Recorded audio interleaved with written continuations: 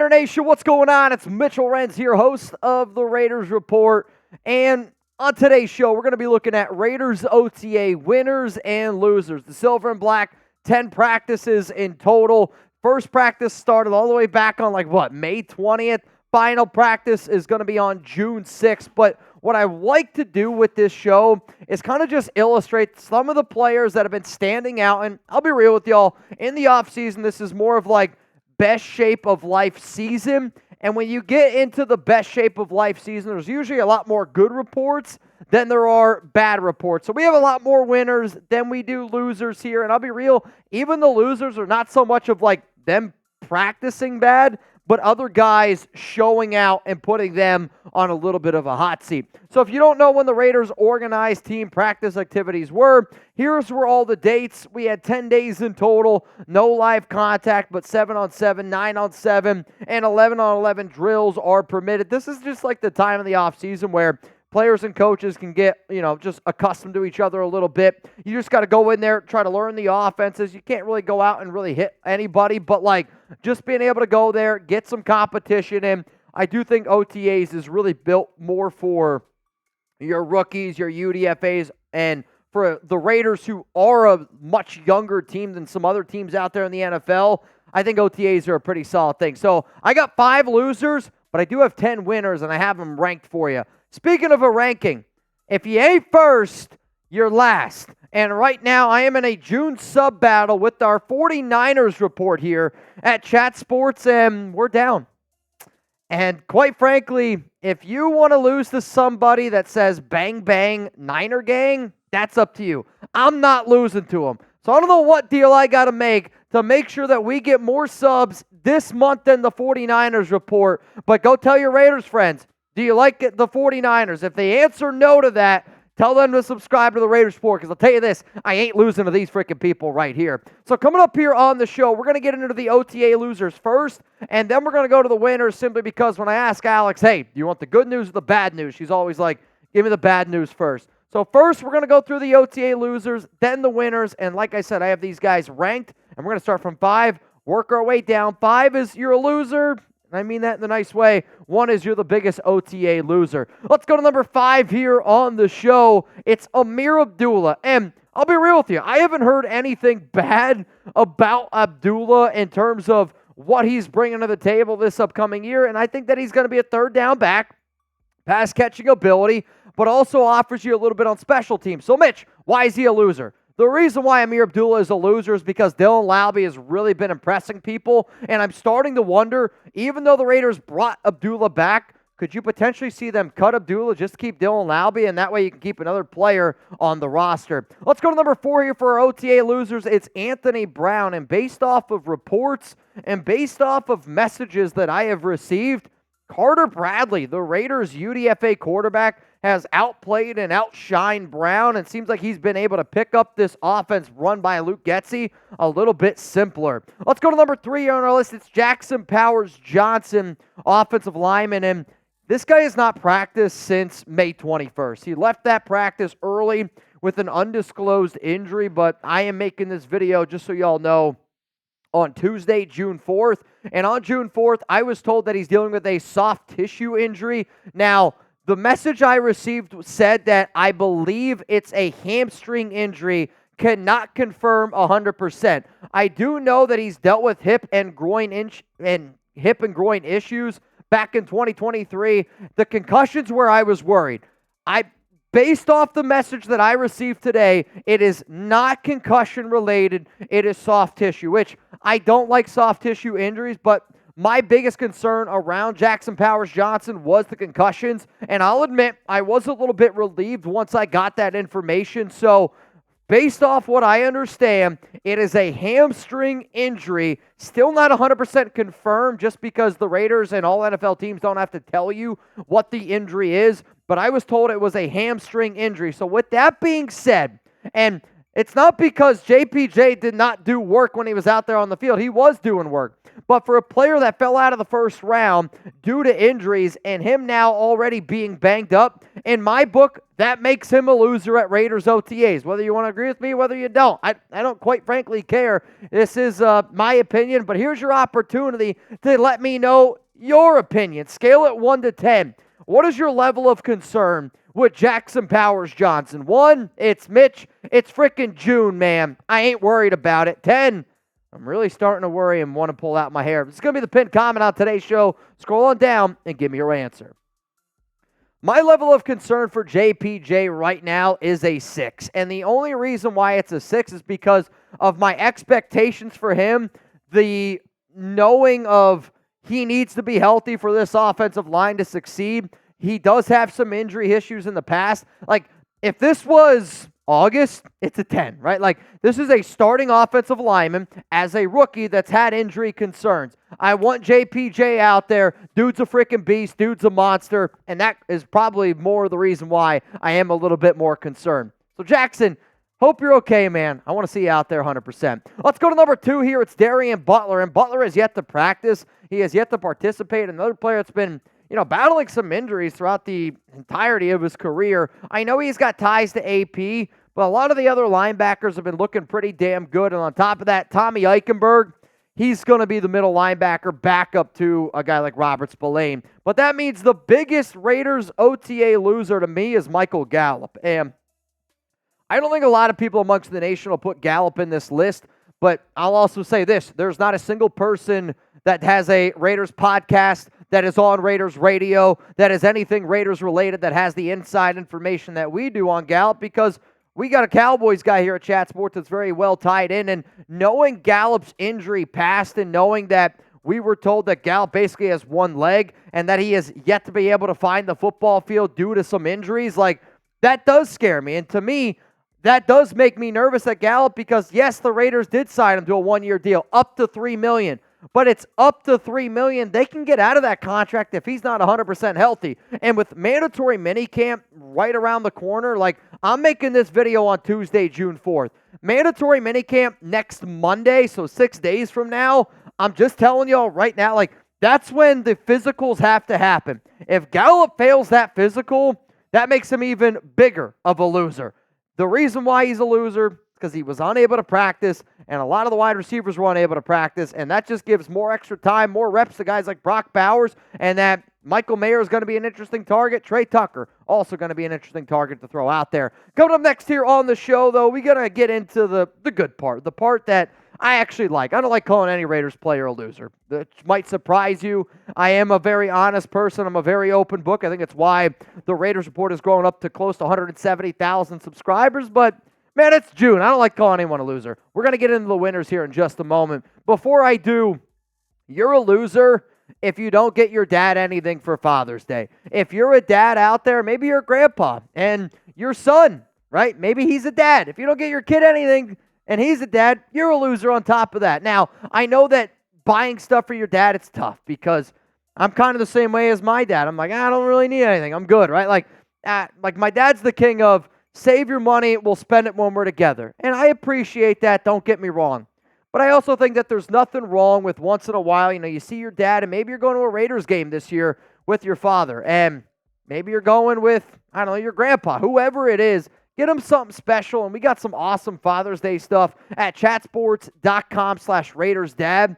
I also think that pictures are sometimes the greatest gifts that you can give people because they're able to not only, like, you go to a Raiders game, but then you hold on to that memory for a really long time. And if there's any dads out there that are, well, we'll just be real, a little confident in yourself, you're feeling pretty good, I made a special link for all the DILFs out there, chatsports.com/RaidersDILF.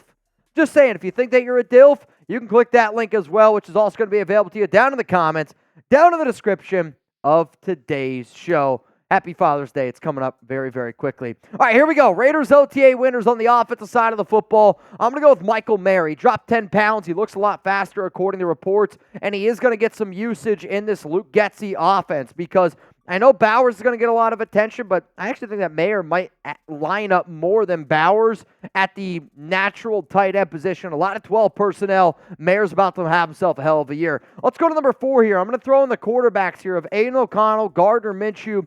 Very good, healthy quarterback battle, but then I also think you got to throw in Carter Bradley. I'm going to guess if the Raiders were to keep 3 QBs, which they're probably going to keep 3 QBs, the QB's not going to be Anthony Brown. It's going to be Bradley. And one person at the Raiders facility, I'll say, told me that you can tell that Carter Bradley comes from a dad background of being in the NFL. For those that do not know, Carter's dad is Gus Bradley, former Raiders DC back in 2021, and that he just has a deeper level of understanding of how defenses work, which is very important for practice squad quarterbacks, which is what Carter Bradley might end up being if he's not on that roster for the 53-man. Let's go to number 3 here. It's Brock Bowers. And Bowers, the moment he stepped onto the field, whether that was rookie, minicamp, whether it's OTAs, he is impressed. He has shown that he is a Swiss Army knife. He's one of the best players on the Raiders roster already as a rookie, and he's just a great addition to this offense. At number 2, it's going to be Dylan Laube, the running back out of New Hampshire, 6th-round pick. Laube has really, really opened a lot of eyes, and early on in the OTAs, he was able to work one-on-one with Raiders running back coach Carnell Cadillac Williams. His special teams ability has also been very impressive.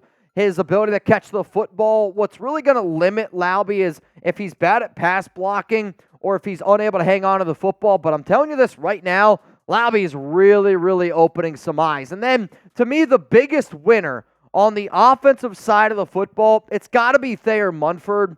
Munford, to me, was a player that a lot of people were like, I don't know if he's going to start this season. I don't know if he's going to be the Raiders starting right tackle. And all the Raiders have done this entire offseason, whether it's Antonio Pierce, James Craig, Luke Getsy, has hyped up Munford over and over and over again. And it sounds like he is no doubt going to be your starting right tackle, getting predominantly all the snaps at right tackle. He's your main guy. To me, he's got to be the biggest winner from OTAs on the offensive side of the football. But let me know down below, who has been the biggest winner from Raiders OTAs? Now, I only mentioned the offensive side of the ball. We're about to get to that defensive side of the football here in just a second. So maybe somebody's down there like, you know what, Mitch? I don't know if somebody on defense or on offense is the biggest winner. Why don't you let me know? Luckily for you, it's exactly what I'm going to do here on today's show. So coming up, we got Raiders OTA winners on the defensive side of the football. But to me, the biggest winner on offense and on defense, I think it's actually also Thayer Munford. And the reason why I'm going to throw in that little nugget in there is because Kolton Miller's injury. I know Kolton Miller, if he's injured, the Raiders are planning on putting Andres Pete into a situation. I actually don't know if that's 100% certain. If you're Thayer Munford and you get an opportunity to potentially play left tackle for the Raiders this season, yeah, it might not be what we want, but for him as a young man, I mean, that's a really good opportunity. It also opens up the door for a guy like DJ Glaze, who the Raiders drafted in round 3. Let's go to the Raiders OTA winners on the defensive side of the football.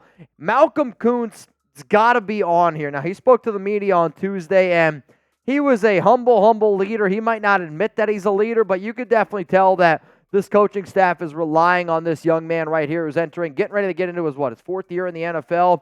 He's drafted in 2020 in the 3rd round and really took that leap forward last season.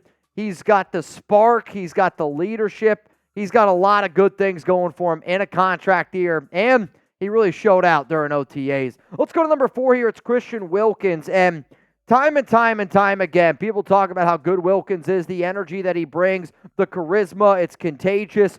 But then also, it was said during Raiders press conference on Tuesday that the one player that hustles more than anybody else, Christian Wilkins. And, one of the reasons why I had Wilkins as my number 1 player that the Raiders should sign once Justin Matabuke ended up getting franchise tagged this offseason was because of the energy that he brings. And it does not surprise me that the Raiders spend big on Christian Wilkins. You got a leader like Max Crosby, and you got all these guys that just love football.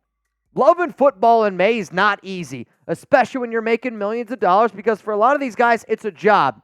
Wilkins is bringing that energy. You can tell that he's a hell of a football player, and he's going to make this defense one of the best in the biz. Let's go to number 3 here for our OTA winners on defense. It's Tommy Eichenberg and the rookie linebacker. I mean, Antonio Pierce has already said that he might get a green dot. And to hear that type of praise right away is very, very encouraging. Also, Eichenberg was the only rookie linebacker at Raiders rookie minicamp, so he got a little bit of that extra head start. You could tell that he's an intelligent player, another guy that just absolutely loves being around the game, loves football, and the fact that they drafted him this season is kind of a mold to Robert Spillane makes him a winner. Let's go to number 2 here, 7th rounder, Trey Taylor, safety out of Air Force. Now, this has probably been one of the players that a lot of people have been wondering about because he won the Defensive Back of the Year award for Best DB in college football last season, but has really showed his versatility not only as a safety, but really in special teams. And Tom McMahon, Raiders special teams coach, kind of harped on this a little bit where it's like, if you want to make this roster, I don't care if you're a 7th rounder, if you're a UDFA, if you're just that bubble player, Taylor's going to make it no matter what, but you got to have that versatility, and he's showing it on special teams. To me, though, the biggest winner on the defensive side of the football, it's Tyree Wilson. And I made a show on the Raiders Report earlier in the week about Wilson and just, how special of a player he is, how he's having a good OTA, and how, quite frankly, I just don't think that people should be sleeping on him. And in fact, if you want to go check out the video that I made on Wilson, because I said this, he's going to shock the world. I was told by multiple Raiders players that Tyree looks like a alien out there. And all it's going to take is for a guy like Max who's working with him, because if Tyree puts it together up here, and then he lives up to the hype on top of Malcolm Kuntz, Max Crosby, Adam Butler, John Jenkins, Christian Wilkins, all these other players on this defensive line, we can have the best defensive line in the NFL. And from what I hear, it sounds like Tyree's starting to put it together a little bit. So because of that, I'm going to go off the notes that I have and say that he's the biggest winner from Raiders OTAs because he also has some of the most pressure on him. So again, if you want to go check out that video, I'm going to put it up here on this show right here. For those of you watching live, I'm not pointing to anything, but for the people that aren't watching this live, you'll be able to click on something right here. So one more time, let's roll through our Raiders OTA losers. If you want to take a screenshot, you can. Don't be afraid to tag Chugs and I on Twitter and on Instagram. I'm at Mitchell Renz 365. My guy, Jeremy Chugs, he is at Jeremy Chugs on Twitter. Now, I would rather you take a screenshot of the winners on offense and defense because, let's face it, that's what OTAs is. You get a lot more good news compared to the bad news. The good news, though, is this. I'll also say the Raiders defense as a whole, I probably could have put in here because one of the other notes that I just continuously got, which doesn't surprise me, it probably doesn't surprise any of you, is this Raiders defense is definitely ahead of where the Raiders offense is based on OTA practices alone, which, again, you got a brand new OC in Luke Getsy. You still got your same guy in Patrick Graham, plus you bring back Antonio Pierce. But the Raiders defense looks legit according to all reports at Raiders OTAs.